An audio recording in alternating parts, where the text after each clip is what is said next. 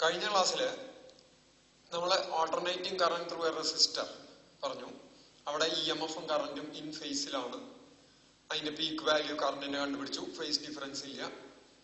ഇന്ന് നമ്മൾ ഒരു ഓൾട്ടർനേറ്റിംഗ് EMF, ഒരു ഇൻഡക്റ്റീവ് സർക്യൂട്ട്, അതായത് പ്യുവർ ഇൻഡക്ടർ എന്ന് പറഞ്ഞാൽ റെസിസ്റ്റൻസ് ഒട്ടും ഇല്ലാത്ത എന്നുള്ള മീനിങ്ങിലാണ്.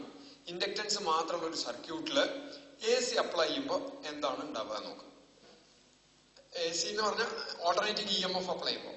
അപ്പോൾ നമ്മൾ എന്താ ചെയ്യണത്? ഇൻഡക്ടറിന്റെ സിമ്പിൾ ഇങ്ങനെയാണ് വരിക.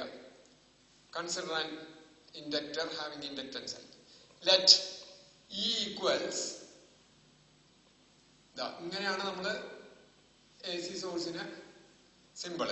Let E equals E0 sin omega t with the applied voltage across an inductor having inductance L. L inductance ഉള്ള ഇൻഡക്ടറിന്റെ ക്രോസ് ആയിട്ട് E0 sin omega t എന്നുള്ള ഒരു ഓൾട്ടർനേറ്റിംഗ് EMF അപ്ലൈ ചെയ്തു. നമ്മുടെ ഉദ്ദേശം സർക്യൂട്ടിലെ കറന്റ് കണ്ടുപിടിക്കാനാണ്. കറന്റ് കണ്ടുപിടിക്കുക എന്ന് പറഞ്ഞാൽ നമുക്ക് കറന്റ് ഇങ്ങനെ എഴുതാം: I0 sin omega t plus 5 plus or minus 5 എന്തായാലും. എന്ന് വെച്ചാൽ ചിലപ്പോൾ അവിടെ ഒരു ഫേസ് ഡിഫറൻസ് ഉണ്ടാവാം. അപ്പൊ നമുക്ക് ഇവിടെ കണ്ടുപിടിക്കേണ്ടത് I0ന്റെ വാല്യൂ കണ്ടുപിടിക്കണം, ഫൈയുടെ വാല്യൂ കണ്ടുപിടിക്കണം. റെസിസ്റ്റൻസിന്റെ കേസിൽ ആ 5 0 ആയിട്ട് കിട്ടി. ഇവിടെ 5 വരുന്നുണ്ടോ എന്താണ് അത് കണ്ടുപിടിക്കണം. അപ്പൊ ഇതാണ് രണ്ട് ചാലഞ്ച് നമുക്കുള്ളത്. നമ്മുടെ മുമ്പിലുള്ള ടാസ്ക് എന്ന് പറയുന്നത് I0 കണ്ടുപിടിക്കലും 5 കണ്ടുപിടിക്കലുമാണ്. റൈറ്റ്? അപ്പൊ ഈ സർക്യൂട്ടിലെ കറണ്ട് കണ്ടുപിടിക്കുക എന്ന് പറഞ്ഞാൽ പീക്ക് വാല്യൂ കാണുക, ഫേസ് ഡിഫറൻസ് കാണുക, ഏത് തമ്മിലും EMFും കറണ്ടും തമ്മിലുള്ളത്. അപ്പോ അതിനു വേണ്ടിയിട്ട് നോക്കുമ്പോ ഞാൻ കിർച്ചോഫ്സ് ലോ അപ്ലൈ ചെയ്യാണ്. ഈ ക്ലോസ്ഡ് ലൂപ്പിൽ കിർച്ചോഫ് സെക്കൻഡ് റൂൾ അപ്ലൈ ചെയ്ത് കഴിഞ്ഞാൽ അതെന്താ പറയണേ? Algebraic sum of potential difference in a closed loop equal to 0. ഇതിന് അക്രോസ് ആയിട്ടുള്ള EMF എന്ന് പറയുന്നത് E0 sin omega t ആണ്. സംശയമില്ലല്ലോ, ഇത് സോഴ്സ്. പിന്നെ വരുന്നത് ഇത് ഓൺ ചെയ്ത ഉടനെ ബാക്ക് EMF പ്രൊഡ്യൂസ് ചെയ്യും. ബാക്ക് EMFന്റെ ഫോർമുല നമ്മൾ പറഞ്ഞിട്ടുണ്ട്, L × di/dt. അത് ഒപ്പോസ് ചെയ്യാണ്. അപ്പൊ മൈനസ് L ഇൻറ്റു ഒപ്പോസ് ചെയ്യണ കാരണം minus L × di/dt equal to 0. Right? അപ്പൊ എന്ത് വന്നു? E0 sin omega t equals minus ഇതിനെ ഈ ടൈമിനെ അപ്പുറത്തേക്ക് കൊണ്ടുപോയാൽ L × di/dt എന്ന് എഴുതാം. L × di/dt എന്ന് എഴുതാം. അല്ലെങ്കിൽ di/dt ഈക്വൽസ് di/dt മാത്രം അവിടെ നിർത്തി ഇപ്പുറത്തേക്ക് കൊണ്ടുവന്ന E0/L sin omega t എന്ന് വരും. So what is di? Di equals E0/L sin omega t dt. Current അല്ലേ കണ്ടുപിടിക്കേണ്ടത്? നോക്കൂ, dt ഇൻസ്റ്റന്റിലെ കറണ്ടാണ് di. അപ്പൊ മൊത്തം ഫുൾ സൈക്കിളിലെ കറണ്ട് കിട്ടാൻ ഇതിനെ ഇന്റഗ്രേറ്റ് ചെയ്താൽ പോരെ?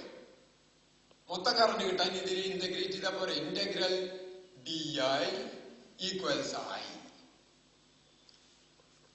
ചെറിയ ഇതൊക്കെ കൂടി കൂട്ടി കഴിഞ്ഞാൽ I കിട്ടും. അതുപോലെ integral dx equals x, integral dy equals y, integral di equals I equals. അപ്പൊ ഈ ഭാഗത്ത് ഇന്റഗ്രേറ്റ് ചെയ്യണം. Integral E0/L sin omega t dt equals. അപ്പൊ E0/L കോൺസ്റ്റന്റ് ആണ്, പുറത്തേക്ക് എടുത്തു. E0/L പുറത്തേക്ക് എടുക്കാൻ പറ്റും. ഇനി നോക്കാം, integral sin omega t dt. ഇവിടുത്തെ ഫോർമുല എന്ന് പറയുന്നത് നമ്മൾ മാത്സിൽ പഠിക്കും. Integral sin nx dx equals ഈ ഫോർമുലയുടെ ഡെറിവേഷൻ മാത്സിൽ പഠിക്കും. ഞാൻ അതിന് നിൽക്കില്ല. -1/n cos nx എന്ന് വരും. കാരണം ഇതിനെ ഡിഫറൻഷിയേറ്റ് ചെയ്താൽ, ഡിഫറൻഷിയേഷൻ പഠിപ്പിച്ചിട്ടുണ്ടെങ്കിൽ ഈ സാധനത്തിനെ ഡിഫറൻഷിയേറ്റ് ചെയ്താൽ സൈൻ എൻ എക്സ് കിട്ടും. ചെയ്ത് നോക്കിയാൽ മതി. കാരണം D by D X of cos x minus sine x ആണ്. D by D X of cos n x minus n into sine x. അപ്പൊ ഇതിനെ ഡിഫറൻഷിയേറ്റ് ചെയ്ത് നോക്കൂ. ഇവിടെ ഒരു 1/n അത് ക്യാൻസൽ ചെയ്ത് പോയിട്ട് മൈനസ് മൈനസ് ക്യാൻസൽ ചെയ്ത് പോയിട്ട് നമുക്ക് സൈൻ എൻ എക്സ് കിട്ടും. Integration is the reverse process of differentiation.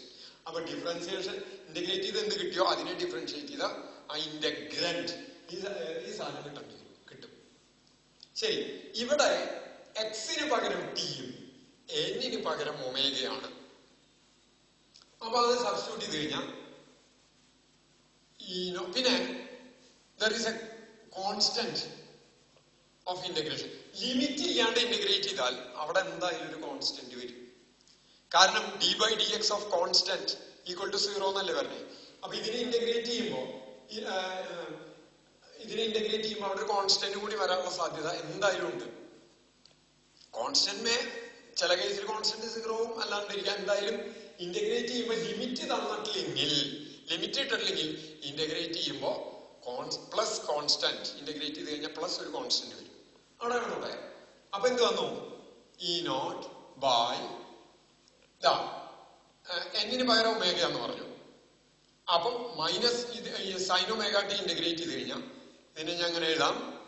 E naught by L integral sine omega T D T എന്നല്ലേ വരിക. അപ്പോ ഈ സൈൻ ഒമേഗ ടി ഇതാവുമ്പോ എക്സിന് പകരം ഒമേഗ മൈനസ് 1/ഒമേഗ. അപ്പൊ എന്ത് വന്നു? മൈനസ് 1/ഒമേഗ എന്ന് പറയുമ്പോ ഈ എല്ലിന്റെ കൂടെ ഒരു ഒമേഗയും കൂടി വന്നു, എൽ ഒമേഗ. പിന്നെ മൈനസ് ഉണ്ട്, അതവിടെ കേട്ടെ, ഇൻറ്റു ഞാൻ ആ മൈനസ് ഇങ്ങനെ എഴുതി. വേണ്ട ഈ മൈനസ് ഇവിടെ തന്നെ എഴുതാം. ശരി, കോസ് ഒമേഗ ടി. തെറ്റില്ലല്ലോ. കോസ് ഒമേഗ ടി എന്ന് വന്നു. കോസ് എൻ എക്സിന് പകരം ഒമേഗ, എക്സിന് പകരം t plus c constant of integration. What is this? This is the total current. നോക്കൂ, ഈ കറന്റ് രണ്ട് ടേംസിന്റെ സമ്മാണ്. അപ്പൊ ഓരോന്നും കറന്റ് തന്നെ ആവണം. അതായത് സിയും കറന്റാണ്, ഇതും കറന്റാണ്. ഈ ടേമും കറന്റാണ്, ഈ ടേമും കറന്റാണ്. കോൺസ്റ്റന്റ് കറന്റാണ്. കോൺസ്റ്റന്റ് എന്ന് പറഞ്ഞാൽ മാറാണ്ടിരിക്കണത്. അതായത് ഇത് കറന്റ് ആണെങ്കിലും ആ കറന്റ് ടൈം ഇൻഡിപെൻഡന്റ് ആണ്. ടൈം ഇൻഡിപെൻഡന്റ് ടൈമിനെ ആശ്രയിക്കുന്നില്ല വെച്ചാൽ സമയത്തിനനുസരിച്ച് മാറുന്നില്ല. എന്താ കാരണം? കോൺസ്റ്റന്റ് ആണ്, അത് മാറുന്നില്ല. ഈ സർക്യൂട്ടില് ഉള്ള സോഴ്സ് എന്ന് പറയുന്നത് ഓൾട്ടർനേറ്റിംഗ് കറന്റിന്റെ സോഴ്സ് മാത്രമേ ഉള്ളൂ. അതായത് അതുണ്ടാക്കുന്ന കറന്റ് എപ്പോഴും മാറിക്കൊണ്ടിരിക്കുന്ന കറന്റാ. കോൺസ്റ്റന്റ് കറന്റ് ഇല്ല സർക്യൂട്ടിൽ. കോൺസ്റ്റന്റ് കറന്റ് ഇല്ലാത്ത കാരണം this C should be equal to 0. Constant current സർക്യൂട്ടിൽ ഇല്ലാത്ത കാരണം ആ സി എന്ന് പറഞ്ഞ ടേം 0 ആയിട്ട് വരണം. ഇനി നോക്കാം, ഇതുകൊണ്ടായില്ല. നമുക്ക് ഇപ്പൊ പീക്ക് വാല്യൂ ആണെങ്കിൽ E naught by L omega എന്ന് എഴുതാം. പക്ഷേ ഇതുമായിട്ട് ഫേസ് ഡിഫറൻസ് കാണണമെങ്കിൽ ഏതായിട്ട് ഇ എം എഫും കറന്റും തമ്മിലുള്ള ഫേസ് ഡിഫറൻസ് കാണണമെങ്കിൽ ഇത് സൈനാണ്, അത് കോസാണ്.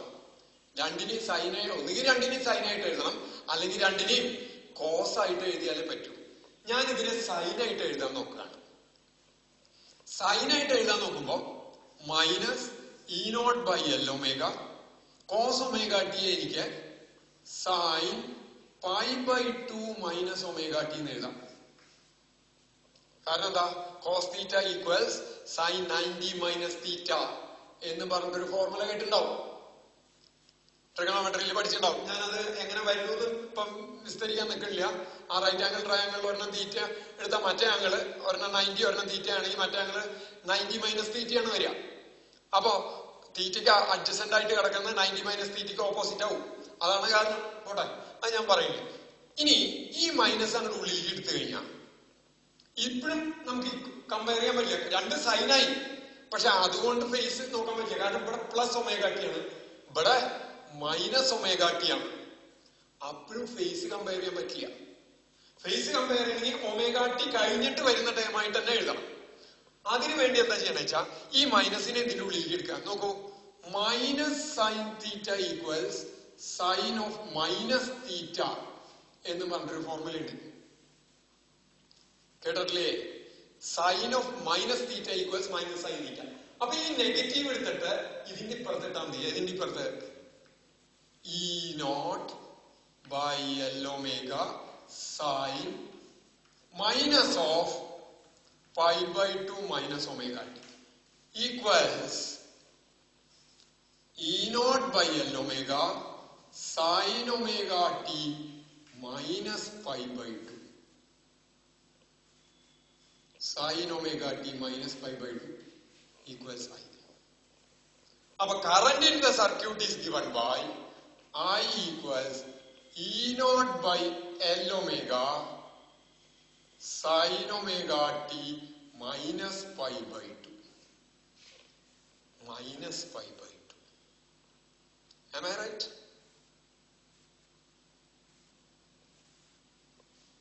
Clear ആയല്ലോ? അപ്പൊ അതില് what is the peak value of current? I naught equals E naught by L omega. ശരിയല്ലേ? ഈ കോഎഫിഷ്യന്റ് ആയിരിക്കണ്ടേ പീക്ക് വാല്യൂ ഓഫ് കറണ്ട് വരുന്നത്. ഇനി നോക്കാം, ഈ എൽ ഒമേഗ എന്നുള്ള ഫാക്ടർ കൂടിക്കഴിഞ്ഞാൽ ഐ നോട്ട് കുറയും. എൽ ഒമേഗ എന്നുള്ള ഫാക്ടർ കൂടിക്കഴിഞ്ഞാൽ ഐ നോട്ട് കുറയും. So l omega is the effective opposition to the current. കറണ്ടിനെതിരെയുള്ള ഒപ്പോസിഷൻ ആണ്. അതെന്ത് കാരണമാണ്? ഇൻഡക്ടൻസ് കാരണമുള്ള ഒപ്പോസിഷൻ ആണ്. So it can be called as L omega can be called as inductive reactance. Inductive reacting. ഏതിനെതിരെ react ചെയ്യുന്നു? കറണ്ടിനെതിരെ. ഇൻഡക്റ്റീവ് റിയാക്ടൻസ് എന്ന് പറയും. Inductive reactance XL. Inductive reactance XL equals L omega. ഇനി ഒമേഗയ്ക്ക് 2πf എന്ന് കൊടുത്താൽ 2πfL എന്ന് എഴുതാം. 2πfL. നോക്കൂ, for a DC circuit frequency 0 ആണ്. ഡിസിയുടെ ഇതിങ്ങനെ മാറിക്കൊണ്ടിരിക്കില്ല, 0. അപ്പൊ XL ഈക്വൽ ടു 0. അതായത് ഇൻഡക്ടർ ഡിസിക്ക് ഓരോ ഒപ്പോസിഷനും കൊടുക്കില്ല എന്നർത്ഥം. ഫ്രീക്വൻസി കൂടുന്തോറും ഇവിടെ ഒപ്പോസിഷൻ കൂടി വരും എന്ന് പറഞ്ഞാൽ എന്താ അർത്ഥം? ഫ്രീക്വൻസി കൂടുന്തോറും കറണ്ടിന്റെ വേരിയേഷൻ കൂടി വരികയാണ്. ഒരു സെക്കൻഡിലുള്ള വേരിയേഷൻ കൂടുകയാണ്. കൂടുതൽ വേരിയേഷൻ വന്നാൽ കൂടുതൽ ഓപ്പോസിഷൻ വരില്ലേ? ഇൻഡക്ടർ ബാക്ക് EMF കൂടുതൽ പ്രൊഡ്യൂസ് ചെയ്തുകൊണ്ടിരിക്കില്ലേ? ഫ്ലക്സ് ചേഞ്ച് ചെയ്തുകൊണ്ടിരിക്കുകയാണ്. അതിന് ഒപ്പോസിഷൻ. അതാണ് ഫ്രീക്വൻസി കൂടുന്തോറും ഈ ഒപ്പോസിഷൻ കൂടി വരുന്നു. XL is called inductive reactance. ഇപ്പൊ നമ്മള് എന്ത് കണ്ടുപിടിച്ചു കഴിഞ്ഞു? പീക്ക് വാല്യൂ ഓഫ് കറണ്ട് കണ്ടുപിടിച്ചു കഴിഞ്ഞു. ഇനി പറയേണ്ടത് ഫേസ് ഡിഫറൻസ് ആണ്. ഫേസ് ഡിഫറൻസ് നോക്കൂ. ഒമേഗ ടി കഴിഞ്ഞു വരണല്ലേ phase difference? Minus pi by 2. Minus pi by 2 എന്ന് പറഞ്ഞാൽ അതിന്റെ അർത്ഥം പിന്നിലാണ്. ഇത് പ്ലസ് 0. ഇതിന് 90 ഡിഗ്രി കണ്ട് പിന്നിലാണ് എന്നാണ് കാര്യം. അങ്ങനെ വരുമ്പോ നമുക്ക് ഇതൊന്ന് വരച്ചു നോക്കാം. ഏത്? ഇന്നലെ നമ്മള് അതിന്റെ ഡയഗ്രാം വരച്ചു, EMFന്റെയും കറണ്ടിന്റെയും ഡയഗ്രാം വരച്ചു നോക്കാം. ഞാൻ ഈ ഡെറിവേഷൻ വായിക്കണം ഇവിടുത്തെ.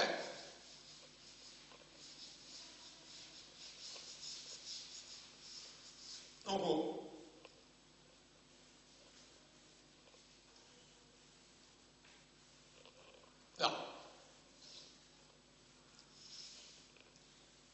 അപ്പൊ ഇവിടെ ഞാൻ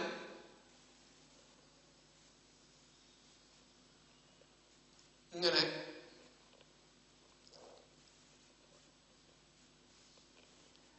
ആദ്യം EMF വരയ്ക്കുകയാണ്.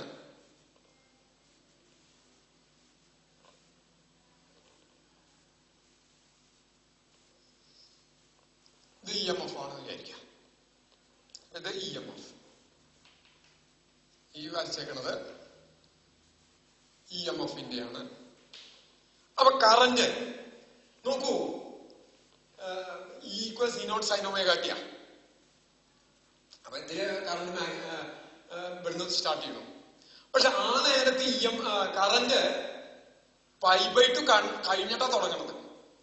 പൈ ബൈ 2 കഴിഞ്ഞിട്ടാണ് തുടങ്ങണത്. പൈ ബൈ 2 കഴിഞ്ഞു. അപ്പൊ ശരിക്കും കറന്റ് ഇവിടെ സ്റ്റാർട്ട് ചെയ്യണത് ഇത് 0, ഇത് ഈ മാക്സിമം ഇവിടെ പൈ ബൈ 2, ഇവിടെ പൈ ഇങ്ങനെയാണല്ലോ വരിക. ഇത് പൈ ബൈ 2, ഇത് പൈ. അപ്പൊ നമുക്ക് ഇവിടുന്ന് കറന്റ് ഇവിടുന്ന് സ്റ്റാർട്ട് ചെയ്യണ പോലെ എടുക്കാം. അപ്പൊ എങ്ങനെ വരും? ഇങ്ങനെയാണ് വരിക. ഇതിന്റെ അത്ര പീക്ക് വരില്ല. ഇങ്ങനെ വന്ന്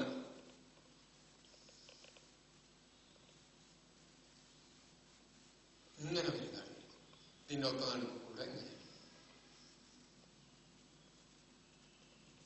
എന്ന് പറഞ്ഞാൽ എന്താ നോക്കൂ. when omega t equal to 0, EMF equal to 0, ആ ഇൻസ്റ്റന്റ് സ്റ്റാർട്ട് ചെയ്യുന്നു. അപ്പൊ കറണ്ട് അത് കഴിഞ്ഞിട്ടാണ് കറണ്ട് ഉണ്ടായി തുടങ്ങുള്ളൂ. പിന്നെ EMF മാക്സിമം എത്തുമ്പോഴാണ് കറന്റ് സ്റ്റാർട്ട് ചെയ്യണം. സ്റ്റാർട്ട് ചെയ്ത് പിന്നെ EMF കുറയുക ചെയ്യണേ. അപ്പൊ കറന്റ് കൂടി കൂടി വരുന്നു. ഏത് EMF കുറയണു? ബാക്ക് EMF കുറയണതിനനുസരിച്ചിട്ടല്ലേ കറന്റ് കൂടി വരിക. കൂടി വന്ന് ബാക്ക് EMF 0 ആകുമ്പോ കറന്റ് എങ്ങനെ എത്തി? മാക്സിമത്തിലെത്തി. റൈറ്റ്? പിന്നെ ബാക്ക് EMF റിവേഴ്സ് ഡയറക്ഷനിൽ കൂടുകയാണ്. അപ്പൊ കറന്റ് കുറഞ്ഞു കുറഞ്ഞു വന്നു.